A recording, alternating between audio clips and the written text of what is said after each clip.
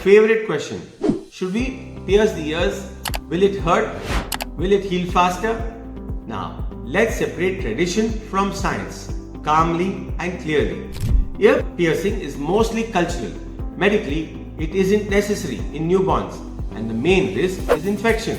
Because newborn immunity is still maturing, most pediatricians suggest waiting until after the first few vaccines, usually 2 to 3 months or later, and choosing a sterile professional setup.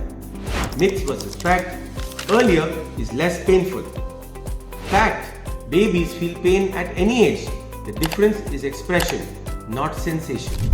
Myth: piercing improves eyesight or immunity. Fact: there is no such scientific evidence. Now, how it's done safely. Here's what safe looks like.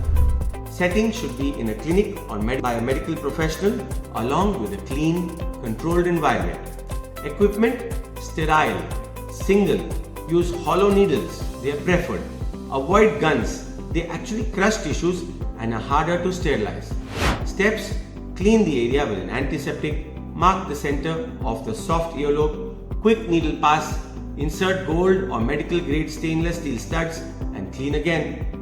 Comfort is given by breastfeeding or cuddle immediately after. Swaddling helps, it keeps your baby still and stable. You may feel a quick sting, a little one. I'm right here. Feed them, cuddle them, calm them. We'll keep it clean and you'll heal fast. Clean with a saline or antiseptic twice daily for 1 to 2 weeks. Wash hands before touching.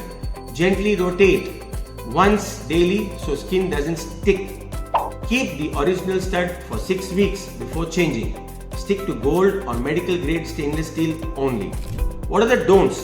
Don't pierce if the baby is sick or has eczema near the ear. Don't use nickel or silver or artificial jewelry.